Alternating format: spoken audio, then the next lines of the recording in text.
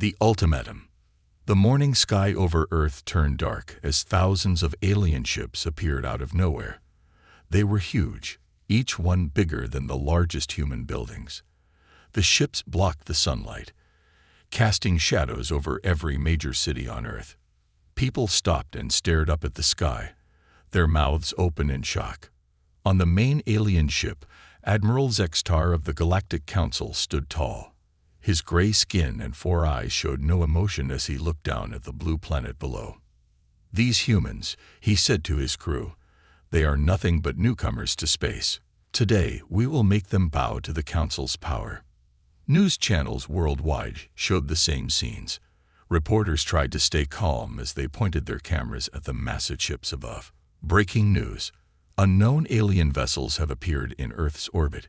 We are waiting for any official response from world leaders. Inside the United Nations building in New York, emergency alarms were ringing. Leaders from all countries joined an emergency video call. Before they could even start talking, every screen and device on Earth suddenly showed the same message. Admiral Zextar's face appeared, looking down at humanity with cold eyes. "People of Earth," his voice boomed through every speaker. "I am Admiral Zextar of the Galactic Council. For too long, your planet has remained free from Council rule. This ends today. You have advanced too quickly. Your technology grows too fast. This makes you dangerous." The Admiral's message continued. "You have two choices. Surrender now and become a slave world under Council control, or face complete destruction. You have 24 hours to decide. If you resist, we will turn your cities to ash." People everywhere panicked. Some ran to stores to get supplies. Others tried to leave the cities. Parents hugged their children close, wondering what would happen next. But deep underground, in secret military bases around the world, things were very different. General Sarah Chen sat in the main Earth Defense Command Center, watching the alien ships on her screens. Unlike the scared people above, she had a small smile on her face. "Send message to all defense bases," she ordered. "Operation Dark Shield is now active. Launch preparation begins in 1 hour." Her officers nodded, sending coded signals to hidden bases worldwide. Next to her, Commander James Martinez looked at the alien fleet data on his tablet. "They brought exactly the number of ships we expected," he said. "Just like our spies reported. They have no idea we've been watching them for years." In another underground base, Dr. Emily Wong checked the final calculations on her computer. The secret weapon she had helped design was ready. "All quantum shield generators are at full power," she reported through her headset. "They won't know what hit them." Back in the UN building, world leaders put on a good show of looking worried. But in private chat messages, they shared knowing looks. Earth had been preparing for this day for 10 years, ever since they found the first proof of alien life. Meanwhile, Admiral Zextar felt very pleased with himself. He turned to his second-in-command and said, "See how easy this is. These primitives will surrender by tomorrow. They have no choice. Their weapons are nothing compared to ours." But he was wrong. In secret bases, hangars opened to reveal advanced Earth ships. In underground labs, weapons powered up that the Council didn't know existed. And in hidden bunkers, Earth's best pilots and soldiers prepared for battle. General Chen looked at the main screen showing Earth's hidden defenses. Everything was ready. "Let them think we're weak," she said to her staff. "Let them think we're scared. Tomorrow, they'll learn why you should never threaten Earth."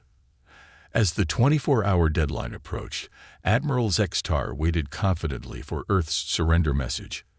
But he didn't know that Earth's counterattack was already planned. He had no idea that humans had spent years studying Council technology, and he would soon learn that threatening humanity was the biggest mistake the Galactic Council had ever made. The sky stayed dark with alien ships as the first day ended, but in the shadows, Earth was awake and preparing. Tomorrow would change everything. Tomorrow, the Galactic Council would learn why humans were different from every other race they had tried to conquer. Hidden strength. Deep beneath the Rocky Mountains, Massive steel doors slid open for the first time in 5 years. The sound echoed through tunnels that few humans even knew existed. Inside, rows of sleek black ships waited in darkness. These weren't ordinary spaceships. Their hulls were covered in a special material that absorbed light, making them nearly invisible in space. All pilots to stations. General Chen's voice came through the base speakers. This is not a drill. I repeat, this is not a drill. Hundreds of pilots ran to their ships, their footsteps echoing against metal floors. Each one wore a new type of flight suit that looked simple but contained technology the Galactic Council had never seen. In orbit, Admiral Zextar was getting impatient. Only 2 hours left until their deadline. He told his officers, "Scan their planet again. Show me their pitiful defenses." His crew operated their advanced scanners, but something strange happened. The scanner showed nothing unusual, just normal cities and basic satellites. What the Council scanners couldn't see was happening right under their ships. Dr. Wong stood in her control room, watching energy readings on her screens. "Quantum shields are bending all their scans around our bases," she said to her team. "They're looking right at us, but seeing nothing. Just like we planned." The secret of Earth's defense wasn't just technology, it was deception. 10 years ago, when humans first detected alien signals, they made a crucial decision. Instead of announcing their discoveries, they stayed quiet and watched. They learned. They prepared. Commander Martinez walked through a special hangar where Earth's newest weapons were stored. Missiles that could change direction in space like swimming fish. Shields that didn't just block attacks but sent the energy back at the enemy. But their greatest weapon was something the Council would never expect. They had found a way to use the Council's own communication network against them. "Sir," a young officer called out to Martinez, "look at these readings from the alien fleet." The screen showed something interesting. The Council ships were arranged in a standard attack pattern, exactly like the old records they had studied. "They haven't changed their tactics in 1,000 years," Martinez said with a smile. "That's their weakness." Meanwhile, in orbit, something incredible was happening. Though the Council ships didn't notice, Earth's atmosphere wasn't just air. Humans had spent years adding special particles to it. These particles were now slowly coating the Council ships, interfering with their systems in ways they wouldn't discover until it was too late. Admiral Zextar stood proudly on his bridge. 1 hour remains, he announced to his fleet. "Prepare the weapon systems. Show these humans what real power looks like." His crews activated their weapons, not realizing that each energy surge was being studied by hidden Earth sensors. In her underground office, General Chen opened a special folder marked Project Mirror. Inside were details of Earth's master plan. It wasn't just about defending Earth. They were going to show the Council a completely new way of fighting. "Send the signal," she ordered. "Begin Phase 1. Across Earth, hidden launch sites activated. But these weren't ordinary rocket launches. The ships rose silently, using gravity manipulation technology the humans had reverse engineered from studying old Council wreckage. Each ship carried a special surprise, weapons that looked normal but contained Earth's secret advantage: creativity. Dr. Wong checked the final readings on her quantum shield network. "Everything's ready," she reported. "The Council thinks their sensors can see through anything. They've never encountered shields that learn and adapt." She thought about how the Council had used the same shield technology for centuries, never imagining it could be improved. As the deadline approached, Admiral Zextar prepared his victory speech, but he didn't notice the slight shimmer in space around his fleet, or the way his ship's systems were running just a tiny bit slower. Earth's trap was already working, and the real battle hadn't even started. In the command center, General Chen looked at the clock. "Send the message to all Earth forces," she ordered. "Operation Turning Point begins in 30 minutes. She turned to look at the main screen showing the Council fleet. "Let's show them why humanity never stopped learning, never stopped improving, and never, ever surrenders." The countdown continued as Earth's hidden fleet moved into position. Tomorrow's history books would remember this as the day humanity revealed its true strength. The Council thought they were facing simple humans. They were about to learn how wrong they were. First strike. Admiral Zextar's ultimatum had just reached its final minute when Earth made its first move. Not with weapons or ships, but with silence. Every human communication signal suddenly stopped. Radio, television, internet, everything went quiet at once. The Council fleet's sensors detected nothing but empty air. They must be surrendering, Admiral Zextar said confidently. They shut down their systems in defeat. He opened his mouth to give the order for occupation when his tactical officer suddenly shouted, "Admiral, our rear sensors are there." The officer never finished his sentence. Behind the Council fleet, space itself seemed to ripple. Earth's black ships appeared as if from nowhere, their light-absorbing hulls now reflecting the sun's rays in a dazzling display that blinded the Council's optical sensors. But this wasn't just a surprise attack. It was a trap 3 years in the making. The special particles in Earth's atmosphere had done their work. Every Council ship was now coated in a microscopic layer that disrupted their shield frequencies. "Open fire," Admiral Zextar commanded. His ships launched their energy weapons, filling space with deadly beams. But something impossible happened. The human ships didn't dodge. Instead, strange geometric patterns appeared in front of them, like crystalline webs in space. Dr. Wong stood in her control center, watching her quantum shields do what she designed them to do. "Pattern recognition active," she announced. "Shields are learning." Each Council blast that hit the shields was analyzed, its energy patterns stored and countered. Within seconds, the shields weren't just blocking attacks. They were getting stronger. Commander Martinez coordinated the attack from his command ship. "Launch the fissures," he ordered. The new missiles shot out from Earth's ships, but they didn't fly straight. They swam through space like living things, leaving trails of light as they wove between Council ships. The Council's automated defenses couldn't track their organic-seeming movements. On his flagship, Admiral Zextar watched in horror as the first fissure missiles struck. They didn't explode. Instead, they attached themselves to his ship's hulls and began to glow. "What are they doing?" he demanded. His answer came as ship after ship lost power, their energy drained by the strange human weapons. But Earth's real surprise came next. General Chen gave a simple command: "Activate Project Mirror." Suddenly, every Council ship's communication system began broadcasting their own tactical data to the entire fleet. Their secret codes, their shield frequencies, their weapon systems, everything was being transmitted on open channels. "Impossible," Zextar shouted. "How are they in our network?" The answer was simple but brilliant. Earth had spent years feeding false data to Council spy satellites, letting them think they were secretly monitoring Earth's primitive communications. In reality, each transmission contained hidden code that had slowly infected the Council's entire network. The space battle looked like nothing the galaxy had ever seen. Human ships moved in formations that seemed random but were actually based on complex Earth dance patterns, making them unpredictable.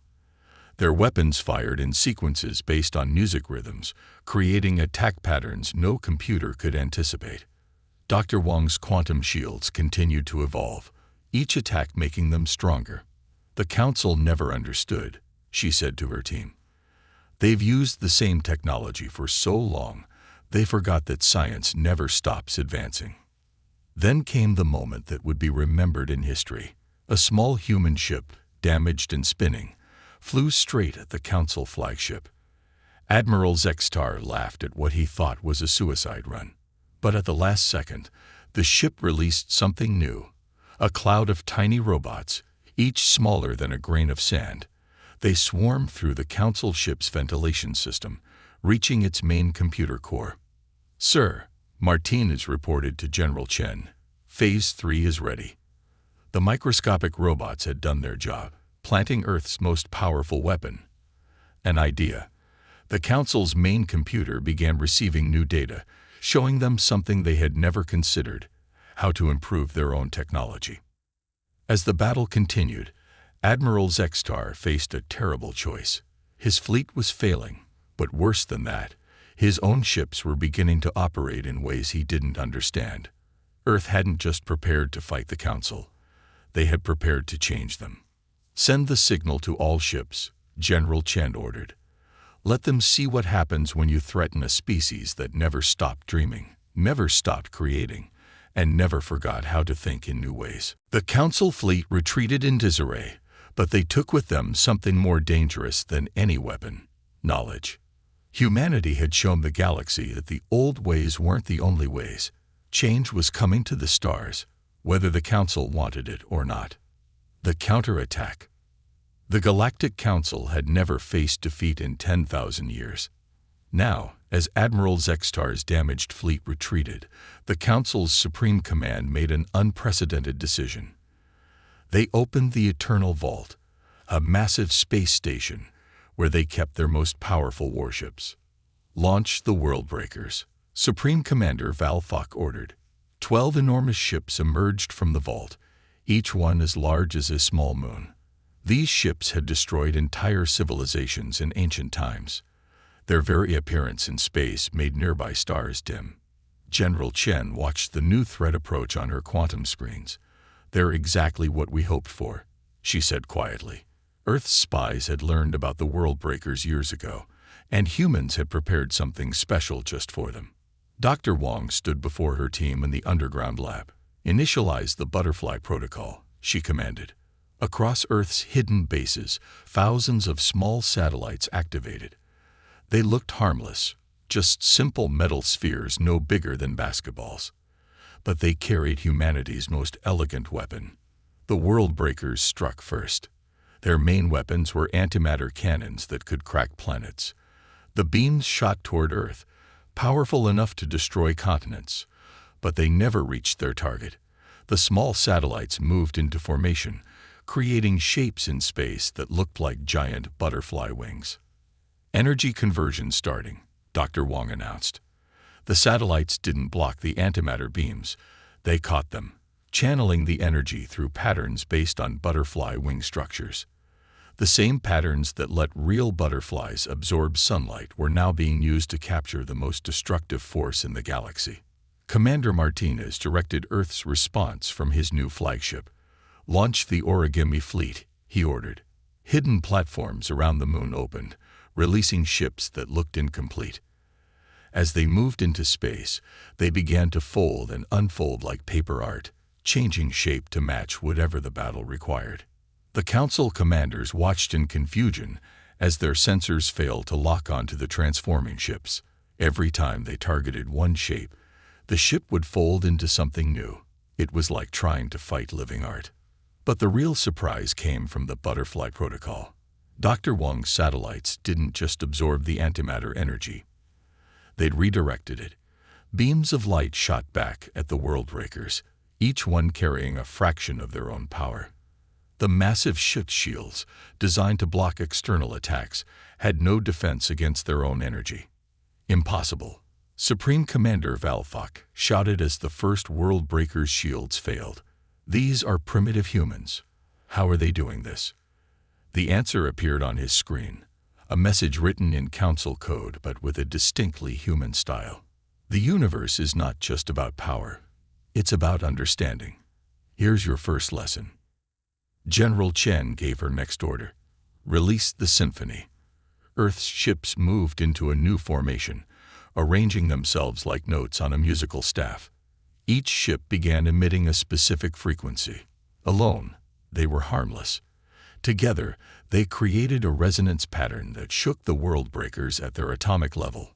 The Council's mighty ships began to vibrate.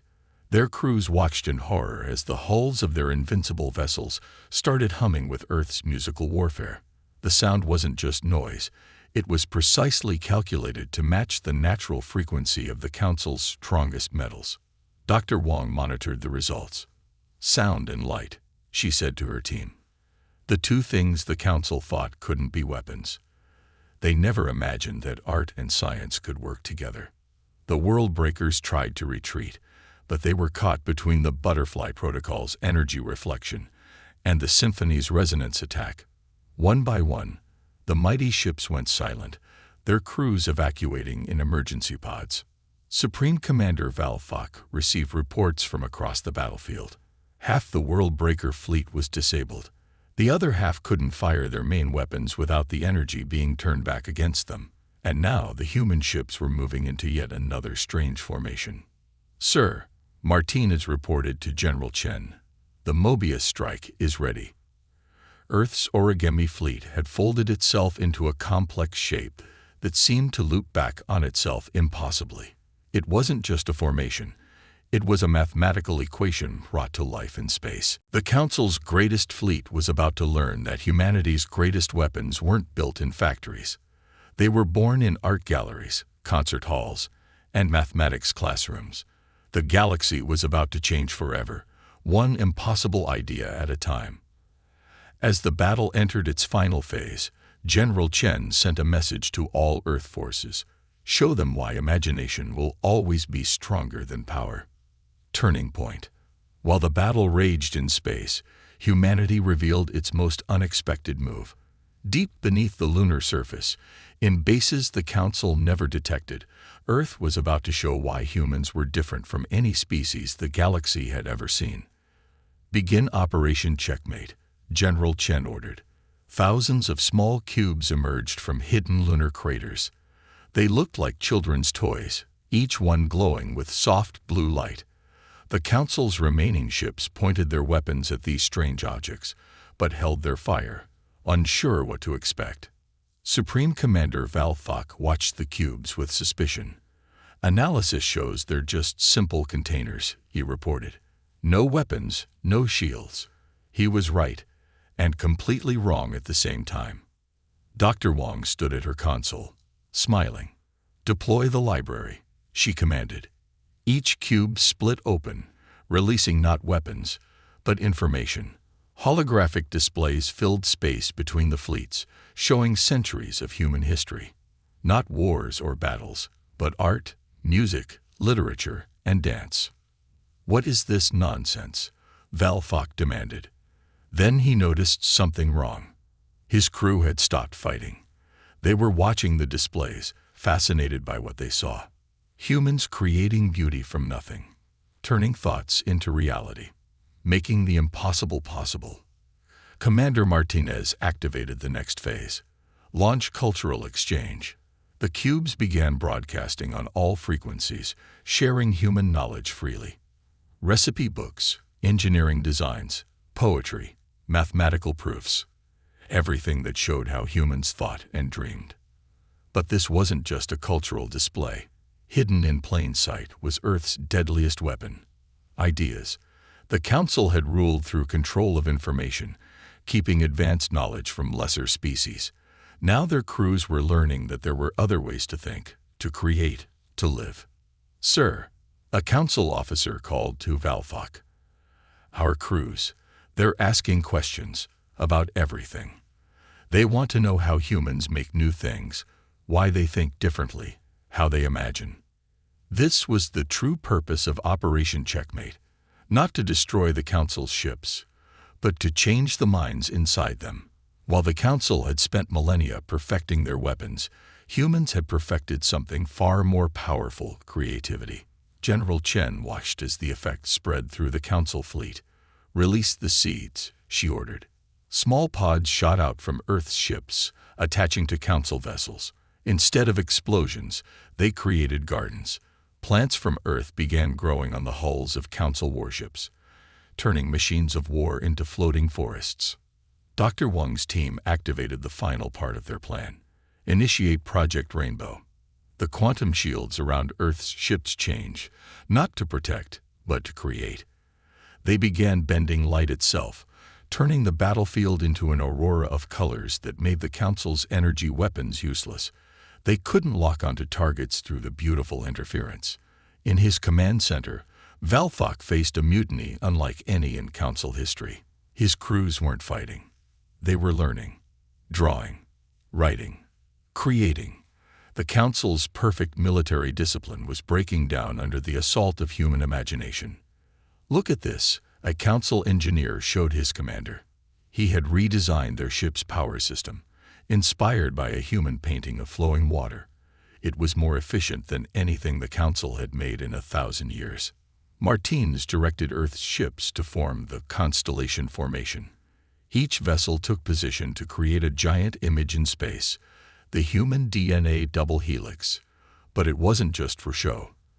The formation created a resonance field that disrupted the Council's communications while strengthening human broadcasts. This was humanity's true victory, not destroying the Council fleet, but transforming it. Ships that came to conquer were becoming schools of innovation. Weapons of war were turning into tools of creation. General Chen sent a final message to the Council command. "You thought you came to teach us our place in the galaxy. Instead, we'll teach you something more valuable: how to imagine a better future." The Council's mighty fleet hung in space, covered in Earth gardens, surrounded by art and knowledge, their crews too busy learning to fight. This wasn't just a military victory. It was a revolution of thought, spreading across the stars at the speed of light. Dr. Wong looked at her screens, showing the Council ships' activities. "They're not our enemies anymore," she said. "They're our first students into enemy territory." The stars looked different in Council space. Earth's fleet had pushed beyond known territories, but they weren't invading. They were exploring. General Chen stood on her flagship's observation deck, watching as human ships moved in a new formation called Dandelion Scatter. "Deploy the storytellers," she ordered. Small, diamond-shaped probes launched from Earth's ships, each carrying something the Council feared more than any weapon: truth.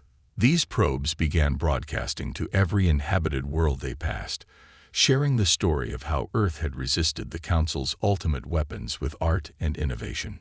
Dr. Wong had outdone herself with the storyteller probes. Activating Memory Web, she announced from her new mobile command center. The probes didn't just broadcast. They collected stories from every world they passed. Each alien civilization's hopes, dreams, and fears were gathered, understood, and shared. On a Council core world, a young alien child watched in wonder as human stories played in the sky. Tales of Earth's oceans, mountains, and the human drive to explore filled the atmosphere. The Council tried to block the broadcasts, but they couldn't. The signals came from everywhere and nowhere, riding on frequencies that changed like leaves in the wind. Commander Martinez directed the next phase from his ship. Launch the bridge builders. These weren't ordinary vessels. They were mobile cultural exchange stations. As they moved through space, they created temporary wormholes, but not for weapons or invasion. Instead, they connected different alien worlds directly, letting species that the Council had kept apart for millennia finally meet and share ideas. Supreme Commander Val Fock watched in horror from the Council's capital. "They're destroying everything we built," he shouted, but his younger officers saw something different. They saw the birth of something new, a galaxy where ideas flowed freely like stellar winds. Earth's fleet approached the first major Council world. Instead of weapons, they deployed what they called democracy pods. These simple devices floated down to the planet's surface, each one containing a library of Earth's political history. The good and the bad, the successes and failures, all of humanity's long journey toward freedom. "Sir," a Council world governor reported to Val Fock, "the people, they're voting. They're forming councils.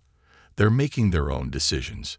The Council's perfect order was being replaced by something messy but vibrant: genuine democracy. Dr. Wong activated her latest creation. Initialize the dream catchers. Massive energy nets spread between Earth's ships, but these weren't for capture or destruction. They collected and amplified the hopes and aspirations of every world they passed, creating a psychic network of shared dreams and possibilities. On planet after planet, Council control centers were transformed into public forums. Alien species that had been enemies for generations met in virtual spaces created by human technology, not to fight, but to talk, trade, and create together. General Chen received a surprising message from an alien civilization that had been neutral in the conflict. "We want to learn," they said. "Not just human technology, but human imagination. How do you think of things that never existed before?" The answer came in the form of Earth's most powerful deployment yet, the Genesis seeds. These were more than terraforming devices. Each one contained the essence of Earth's greatest gift, the ability to adapt, to change, to imagine new possibilities. Wherever they landed, stagnant societies began to evolve and grow in their own unique ways. Martinez watched as the Council's mighty warships were repurposed. Some became traveling universities. Others transformed into botanical gardens, preserving species from across the galaxy. The ships that once enforced order now spread knowledge and life. "They don't understand," Dr. Wong said to her team as they watched the transformation spread. "Humans never wanted to rule the galaxy. We wanted to wake it up."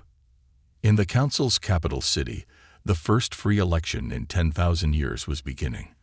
But Earth's fleet didn't stay to govern or control. They had brought something more valuable than conquest.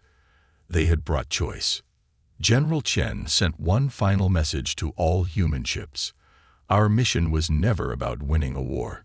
It was about starting a conversation that will last for generations." As Earth's fleet moved deeper into Council space, they left behind not conquered worlds, but awakened ones. The galaxy was learning what humans had known all along. The most powerful force in the universe wasn't weapons or control, but the freedom to imagine something better. Power shift.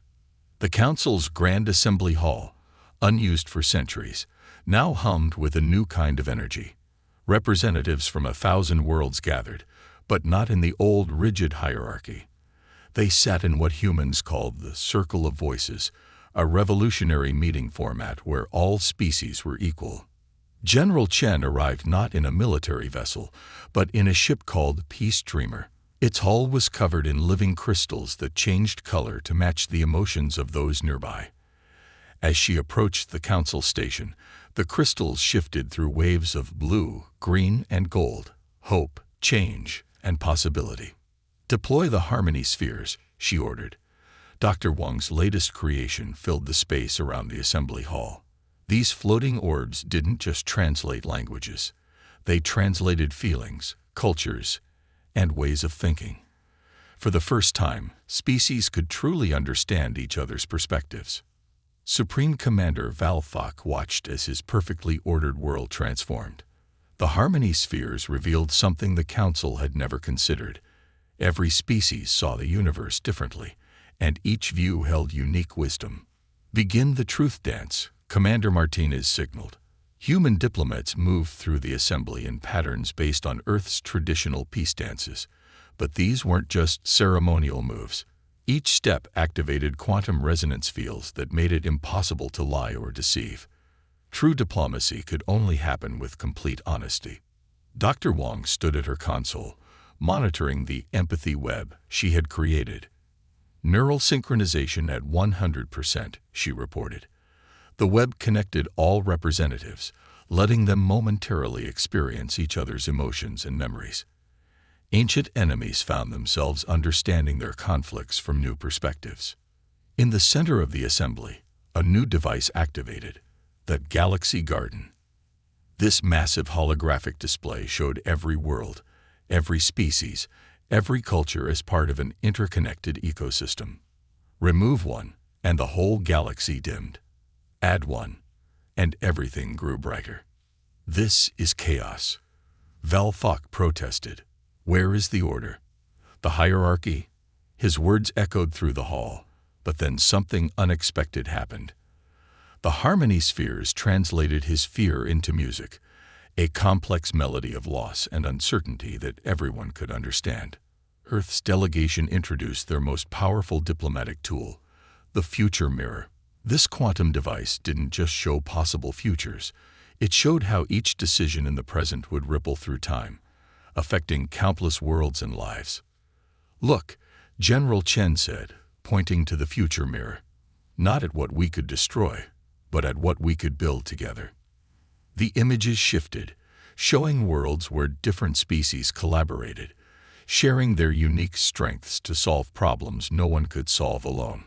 A young council member, inspired by human ideas, proposed something radical: the wisdom exchange.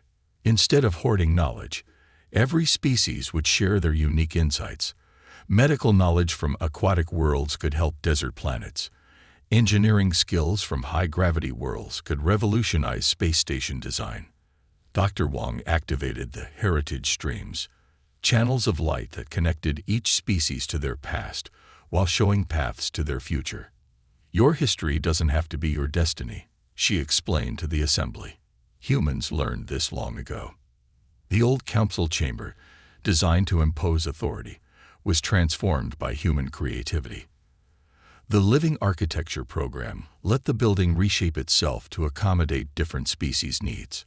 Walls became transparent or solid, spaces expanded or contracted, all responding to the requirements of true diplomatic exchange. Martinez introduced the concept of cultural fusion zones, spaces where different species could safely experiment with combining their society's best aspects. Innovation, he explained, comes from the mixing of different ideas. As the peace talks progressed, Earth unveiled its final diplomatic innovation, the legacy lens. This device showed each species not what they were, but what they could become. It revealed potential that had been buried under millennia of council control. General Chen stood before the assembly one last time. "We don't want to rule you," she said. "We want to grow with you." The harmony spheres translated her words into 1,000 languages, but the meaning was clear in any tongue. The age of control was over. The age of collaboration had begun. The old council chamber, now alive with new possibilities, hosted not the end of an empire, but the birth of something greater. A galaxy where every voice could be heard, every dream could be shared, and every species could help write the next chapter of cosmic history. Dr. Wong looked at her readings one last time. "The barriers aren't just falling," she said. "They're being transformed into bridges."